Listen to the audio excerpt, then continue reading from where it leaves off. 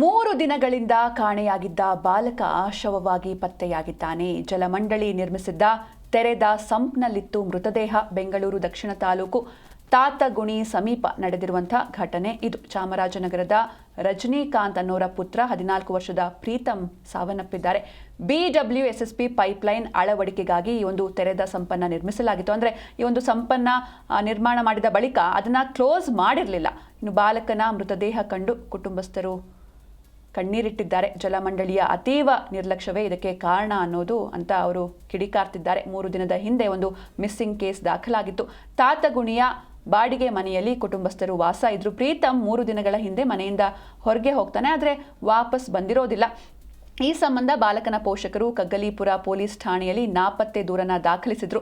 ಪೊಲೀಸರು ಮತ್ತು ಸ್ಥಳೀಯರು ಹುಡುಕಾಟವನ್ನು ನಡೆಸ್ತಾ ಇದ್ದ ಸಂದರ್ಭದಲ್ಲಿ BWSSB ಕಾಮಗಾರಿ ನಡೀತಾ ಇದ್ದ ಸ್ಥಳದ ತೆರೆದ ಸಂಪ್ನಲ್ಲಿ ಬಾಲಕನ ಮೃತದೇಹ ತೇಲ್ತಾ ಇರೋದು ಕಂಡು ಬಂದಿದೆ. ಅಂದರೆ ಇದು 3 ದಿನಗಳ ನಂತರ ಗೊತ್ತಾಗಿದೆ.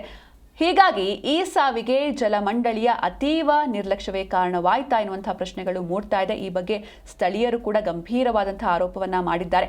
ಪೈಪ್ಲೈನ್ಗಾಗಿ ತೆಗೆಯಲಾಗಿದ್ದ ಸಂಪ್ಗಳನ್ನು ಕಳೆದ ಹಲವು ದಿನಗಳಿಂದ ಮುಚ್ಚದೆ ಹಾಗೆಯೇ ಬಿಡಲಾಗಿತ್ತು. ಇನ್ನು ಬಾಲಕ ಓಡಾಡುವ ವೇಳೆ ಆಕಸ್ಮಿಕವಾಗಿ ಈ ತೆರೆದ ಸಂಪ್ಗೆ ಬಿದ್ದಿರುವಂತಹ ಸಾಧ್ಯತೆ ಕೂಡ ಇದೆ.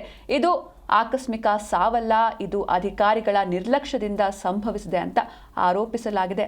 ಅಂದರೆ ಒಂದು ಬೇರೆ ಬೇರೆ ಕಾಮಗಾರಿಗಳಿಗಾಗಿ ಸಂಪನ್ನ ಮಾಡಿರ್ತಾರೆ, ಆದರೆ ಅದನ್ನು ಕ್ಲೋಸ್ ಮಾಡಿರೋದಿಲ್ಲ, ಹಾಗೆ ಓಪನ್ ಮಾಡಿ ಬಿಟ್ಟಿರ್ತಾರೆ. ಹೀಗಾಗಿ ಅಲ್ಲಿ ಓಡಾಡುವಂತಹ ಸಂದರ್ಭದಲ್ಲಿ ಅಕಸ್ಮಾತ್ ಆಗಿ ಆ ಒಂದು ಸಂಪೊಳಗೆ ಬಿದ್ದಿರುವಂತಹ ಸಾಧ್ಯತೆ ಇದೆ. ಹೀಗಾಗಿ ಕುಟುಂಬಸ್ಥರು ಕೂಡ ಆರೋಪವನ್ನು ಮಾಡ್ತಾ ಇದ್ದಾರೆ.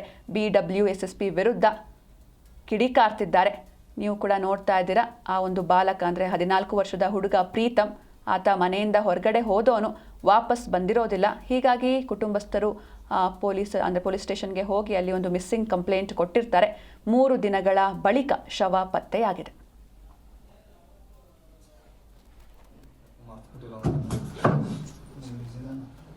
ಅಲ್ಲಿ ಏನ್ ತೆಗಿಯಕ್ ಹೋಗಿದ್ಯಮ್ಮ ನೀನು?